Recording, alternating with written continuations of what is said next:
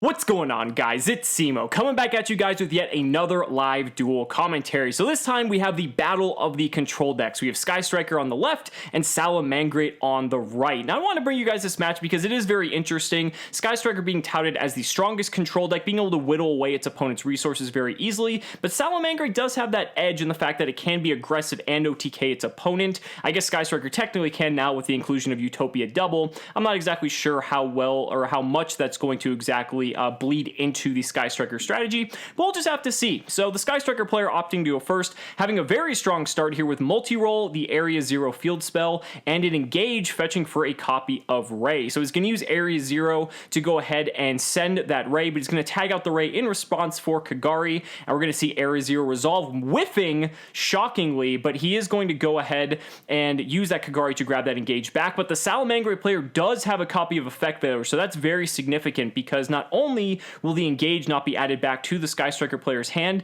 it's stuck in the graveyard, so now he's not going to be able to get a copy with Shizuku, and that is pretty significant. Now, he will be able to get it back with the multi-roll in the end phase because he did use Area 0 after using the multi-roll, so he does have a way to get it back. Shizuku is going to have to fetch something else. He could possibly get the Widow Anchor as well by using Widow Anchor in the end phase and doing the patented Shizuku Shuffle. Now, one thing I do want to mention while this Sky Striker player is ending his turn, if you guys aren't already aware, the Pro Play Games Tour event in Richmond is going to take place on July 13th and 14th. $2,000 in prizes are up for grabs. It's only a $20 entry fee. No other prior qualifications, and I'm going to be there doing commentary for the live stream. So if you're in the area, definitely check it out. It's a great cause to support, just because the more of these tournaments you guys turn up for, the more we can host. So the links are in the description if you guys want to pre-register, and I hope to see you there. So the Sky Striker player past turn, we did see a copy of Engage being added to the hand after using the multi-roll to set the other copy, sequencing his cards in such a way to get two copies of multi-roll, which I found very interesting.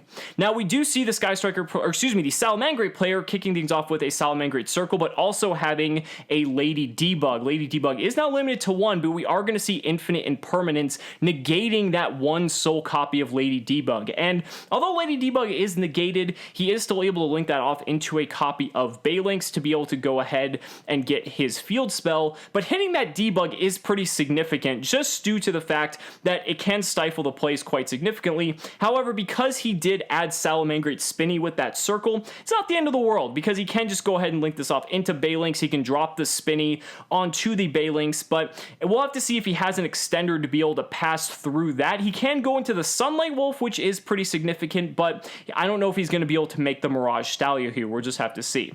So he's doing exactly as I said. He's pitching the Spinny. Ooh, he had the Gazelle in hand. Okay, so that's pretty big. So he is going to be able to continue on with the Mirage Stallion play regardless, even though the Sky Striker player had Infinite Impermanence. This is a pretty big swing here. He's going for a copy of Salamangreat Rage, dumping off of the Gazelle.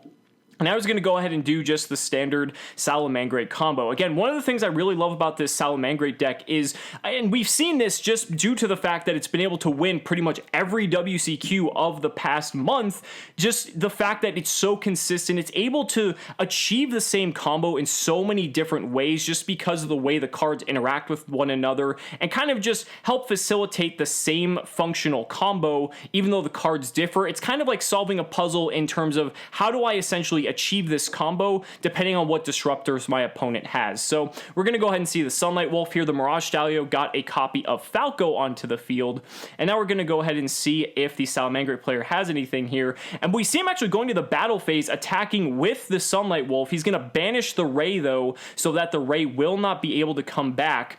And now we're going to go ahead and go into main phase 2, and now we're going to go ahead and see the...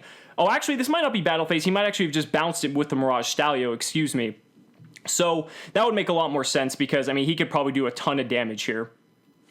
So he's actually going to go ahead and get the Gazelle back with the effect of the Sunlight Wolf. Will the Salamangreat coming down. This is a card that has not actually been played in very many Salamangreat decks, although it's been actually coming up quite a bit recently in the top cut WCQ decks, solely due to the fact that, I mean, it's an in-archetype soul charge. It's really, really strong. You can either use it just to resurrect a monster, or you can just resurrect a ton if you want to sacrifice it by using it on a Salamangreat Link monster. So it's just a very powerful card, and something that, you know, you may want to just even play one of just for the ability to extend past your opponent's plays so well. It looks like the Salamangreat players can add Salamangreat Circle back to his hand, and it's just an incredibly good card all around. I don't know why players opted to stop playing it. I think back in the day when, you know, Salamangreat was first coming out, Will of the Salamangreat was one of those cards that could play around any sort of hand trap, and that was kind of crazy.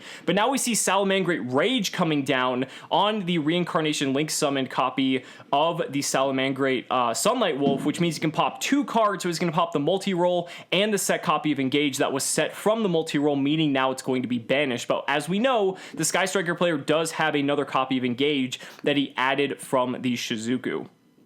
So now we're going to go ahead and see Engage grab a copy of Multi-Roll. He will not get a draw because he does not have 3 spells in Grave. Now, the Salamangreat player does still have a set card in the back row. We do not know what that is. And remember, Ray is still under the effects of Call by the Grave because it's till the end of the next turn. So that is something that is very significant and we have to look out for here. So now we see a copy of Multi-Roll coming down. He does still have that area 0, so we could just easily use that multi-roll on that area 0. We see Hercules base coming down on Sunlight Wolf, interestingly enough. So by doing this, he's going to equip it to the Sunlight Wolf, possibly find a way to pop it, maybe using it on with the area 0. So if he can hit something off that, that's a really nice way to recycle that Kagari. There's a Hornet Drones, but let's see what else he gets off this area 0 as well. Jamming Waves plus Terraforming. Jamming Waves is also nice because he could just hit that back row that the Salamangreat player has. And it looks like he's going to opt for that Jamming Wave. I think that's the correct call here, since you can pretty much guarantee your Ray off the area 0 regardless. So he's going to grab that. He is going to send the Hercules base to the graveyard, and that will trigger the effect, which will allow him to recycle his Sky Striker Ace Kagari, as well as any of his other cards as well. Looks like he's just going to go ahead and go for that one. Now, it looks like he's going to go ahead and multi-roll for the area 0. That is going to allow him to get a copy of Ray out onto the board. Now, Ray's effects are negated, but you can still just go ahead and just link off Ray as normal, even though it is still under the effect of Call by the Grave. And now we know he has the Jamming Wave, but he does have to get that Ray out of the main monster zone before he can use it. So he's probably going to go into a copy of Hayate here, possibly Kaina as well. Looks like he is going to go for that Kaina. Now it looks like the players are just making sure life is being done. It looks like he's going to go ahead and Kaina on the Sunlight Wolf. And this is where the Jamming Wave will come down. I believe he has 3 spells in Graveyard now, so he's going to go ahead and hit that back row, which is Salamangreat Circle, which cannot be used in response because he used the multi-roll on the area 0. So that was a bit of a misplay from the Salamangreat player there. He could have preemptively shotgunned that circle so that he would actually get some value out of it. So that's very mindful on the Sky Striker player's part that he did use that multi-roll. So now we're going to go ahead and see the kind of get tagged out here for a copy of Kagari. Kagari is going to most likely recycle that copy of Engage, and I believe he has 3 spells engraved, so that Engage is not only going to get him a search, but it's also going to get him a draw. Now, he does have to worry about that Will of the Salamangreat because that is going to be able to resurrect another monster. Not to mention the Salamangreat player does have Gazelle in his hand as well. Looks like he's going for the Afterburner, so that should be able to clean things up here because it will be able to get rid of the Sunlight Wolf and it will be able to take care of that Will as well. He did get rid of the Balinks during the battle phase, so now we're going to go ahead and see. He's going to go ahead and engage first, though. Going to make sure that he gets all the cards that he wants. And he's going to go ahead and get a Widow Anchor this time, just kind of establishing his board to make sure that the Salamangreat player does not have any way to come back here. So he's going to get that draw. And this is the point where Sky Striker is really going to start to take over, because that multi-roll has so many uses on it right now, it's going to be absolutely huge. So Afterburn is going to come down, take out the Sunlight Wolf as well as the Will. And there it is. So Sunlight Wolf's going to hit the grave. Will is going to hit the grave as well. And now he can just set the Widow Anchor. He can tag out into a copy of Shizuku, and then he can just set as many cards as he wants from his graveyard. He's going to go ahead and he's ashing the Gazelle. The Gazelle is actually being summoned in response to the Sunlight Wolf being sent to the graveyard. And ashing the Gazelle is pretty significant here because that is going to prevent... Oh, this is also being done in the... That was in the battle phase. Interesting. Okay.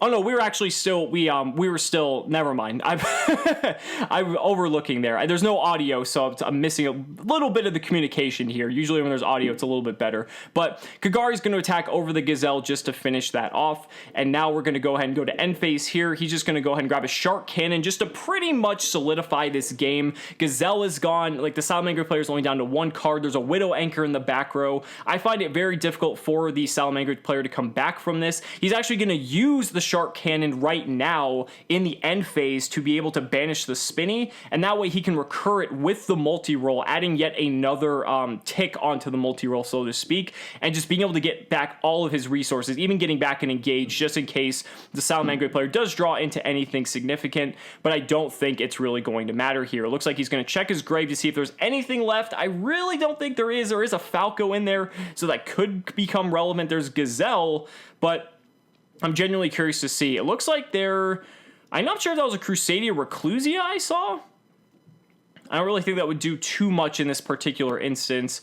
And Salamangreat player just checking his graveyard again to see what options he has available. But I think the Sky Striker player's probably got this one wrapped up. Looks like he's going to just put his cards back in his extra deck, and we are going to game number 2. So game 1 goes to Sky Striker. That's pretty much how it goes. Even though Sky Striker would take a while to finish off its opponent, you're at the point where they've snowballed so significantly that they're going to be able to kill you regardless. So Salamangreat's going to go first in game 2. Here we're going to see a copy of Foxy. That's going to get him a copy of Will the Salamangreat by revealing the top 3 cards. I really love Foxy in this deck. I feel like it's a very significant card to have at 3 because not only does it facilitate the Mirage Stalio combo, but it's just a very good way to ensure that you can access Gazelle if you don't have it. We're going to go ahead and get into Mirage Stalio directly here. And I feel like with Foxy, you just want to have as many ways to get to Gazelle as possible, and Foxy is a way to help do that in case you don't. So Mirage Stalio is going to go ahead and grab Gazelle. That will trigger Gazelle's effect to send one of the Salamangreat cards to the graveyard. He's going to go ahead and send the Counter Trap, which is pretty typical in this instance. And I was going to go ahead and link both of these off into the copy of Sunlight Wolf. Now, he does need another way to summon a monster onto the board at this point if he wants to. Oh, it looks like he hard drew the Sanctuary, so it looks like he doesn't need another monster after all. But getting this Sunlight Wolf Reincarnation Link summoned will then allow him to use both the effects of the Sunlight Wolf if possible. It looks like he's going to add back the Roar to his hand. We'll see if we can get another monster to trigger the first effect.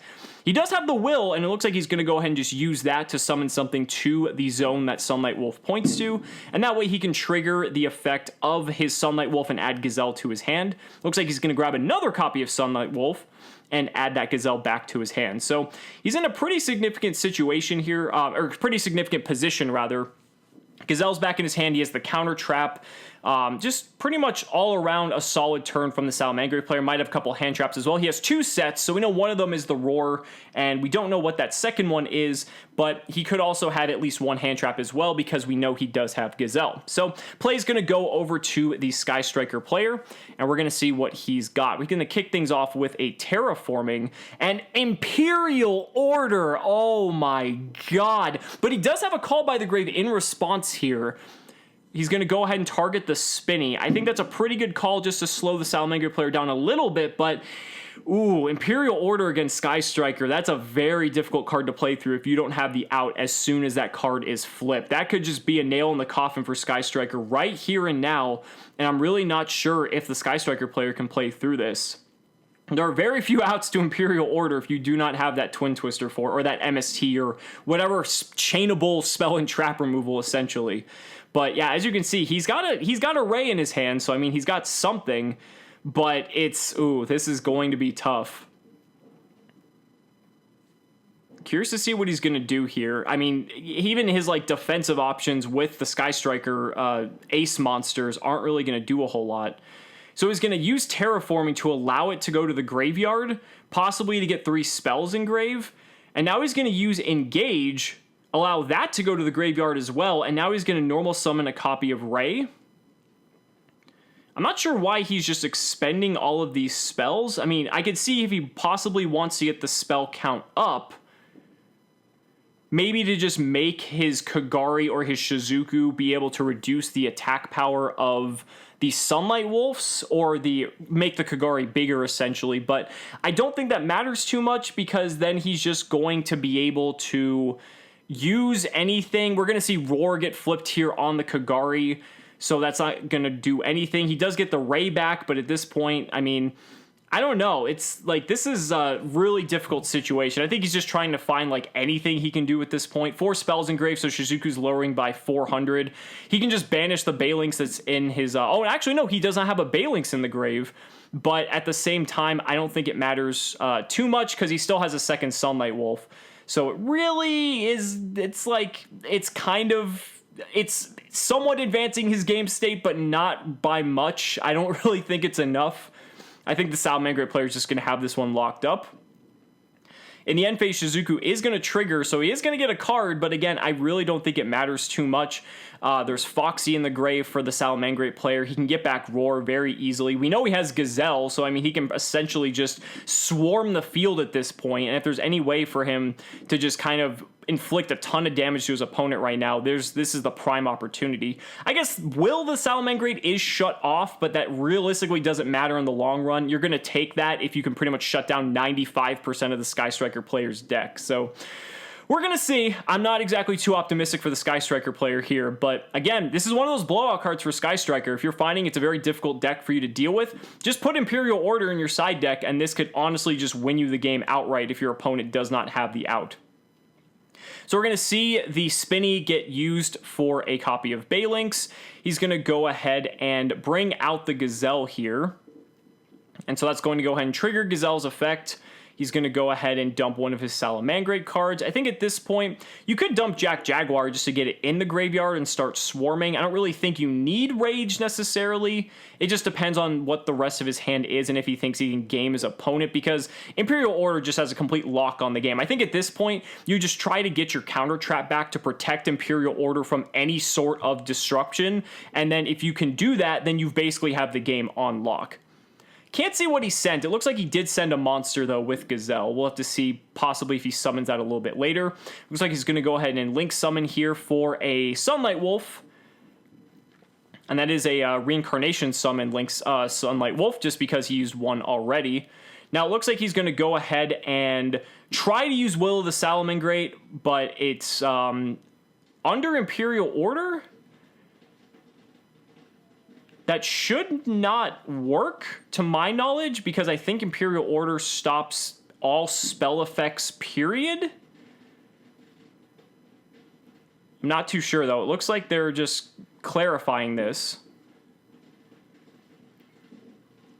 I'm fairly certain Imperial Order stops all spell effects regardless of where they're being used, but I would have to check the most recent card text on it. But it looks like Will is going through, so I guess, regardless, I guess it's accepted game state at this point. While the Salamangreat player does play out his turn, I am going to go ahead and look up the text of Imperial Order just so we can go ahead and read it for ourselves. Looks like he's going to go ahead and use that Mirage Stalio's effect to summon out a copy of Falco.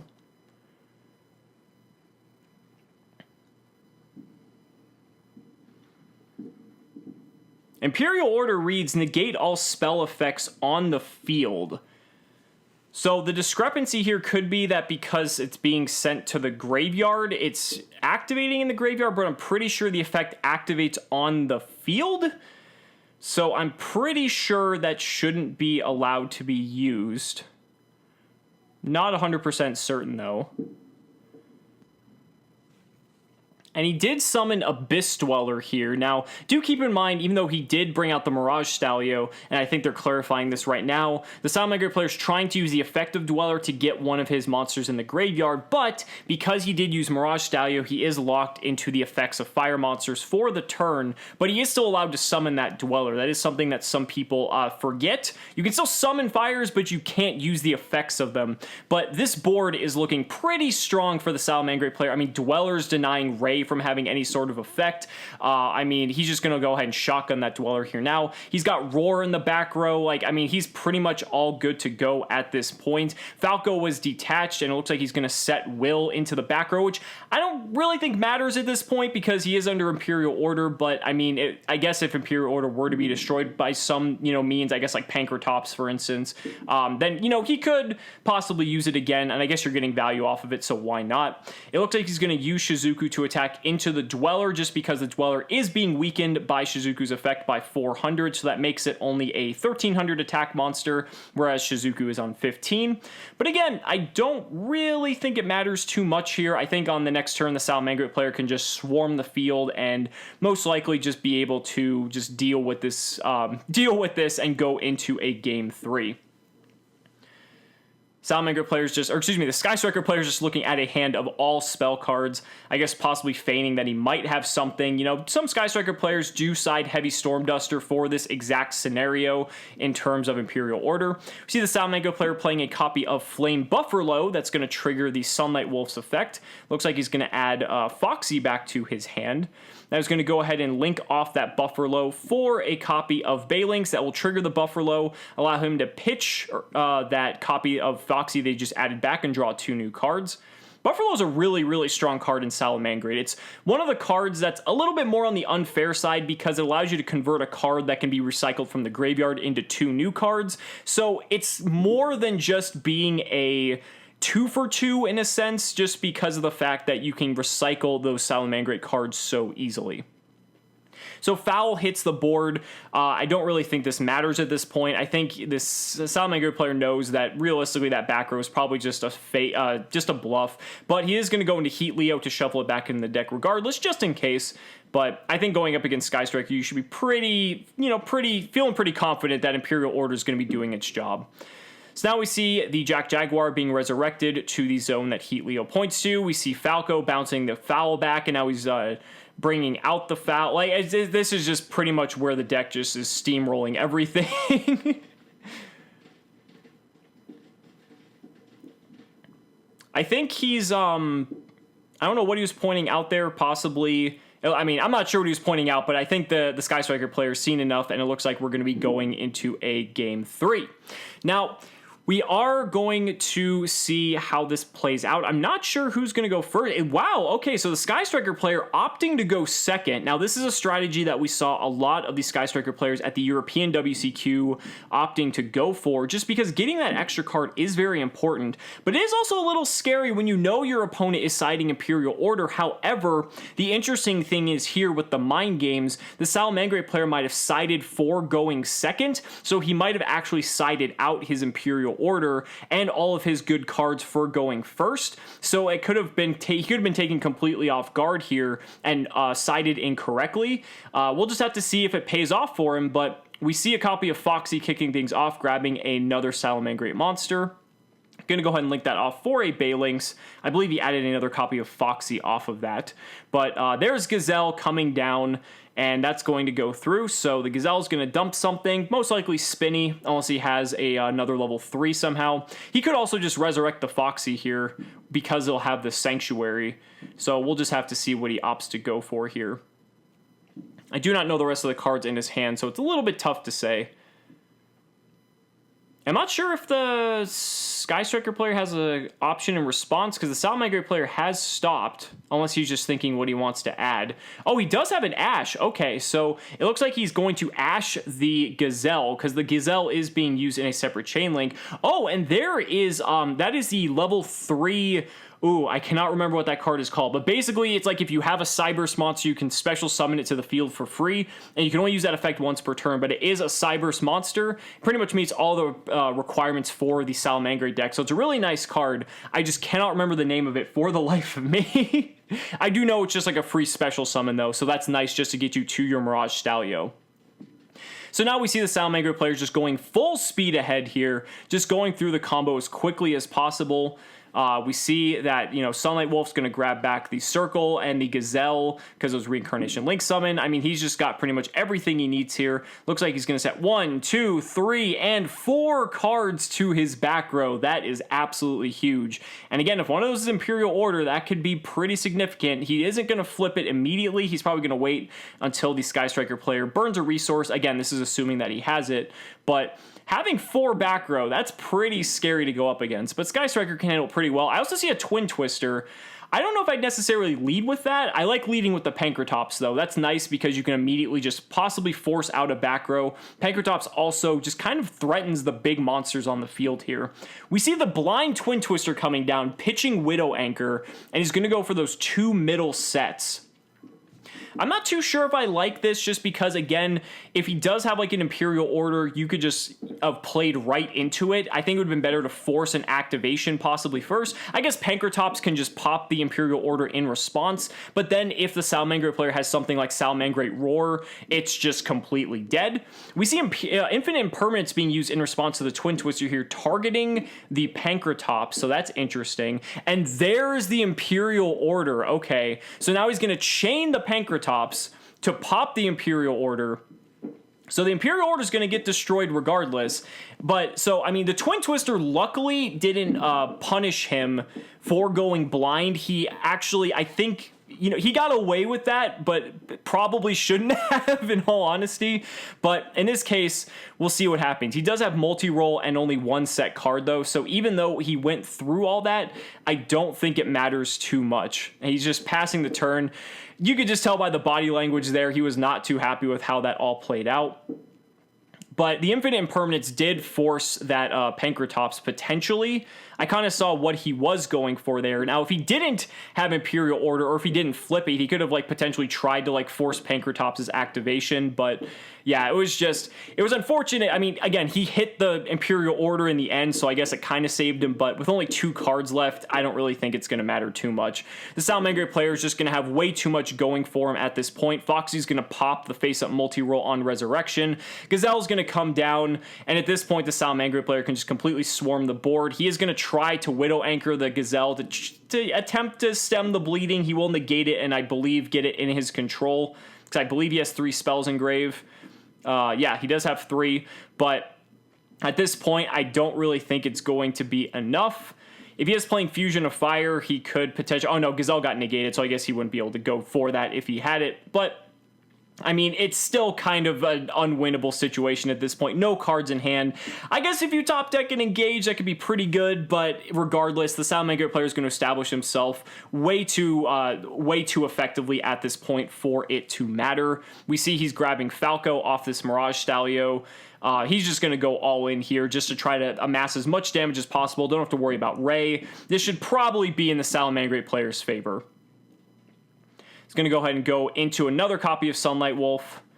He's going to go ahead and bounce the Gazelle back to the Salamangreat player's hand. He's also going to set a copy of Circle. Does still have that Sanctuary in the hand as well. So this is 36, I believe 48, 5,800 damage on board as is. Don't think he can resurrect that Jack Jaguar, unfortunately. He could make a Heat Leo, open up some zones for himself, but even then, I still don't think that's enough damage for it to matter. But I don't know if there's any card that the Sky Striker player can top deck at this point that it'll matter. Even evenly, I mean, I guess evenly matched could be good if the Sky Striker player does not have, or excuse me, if the Salamangreat player does not have a Roar, but he looked at his top card. It's not going to matter, and the Salamangreat player is going to take it. So guys, that's going to do it for the video. Thank you so much for watching, and we'll see you next time.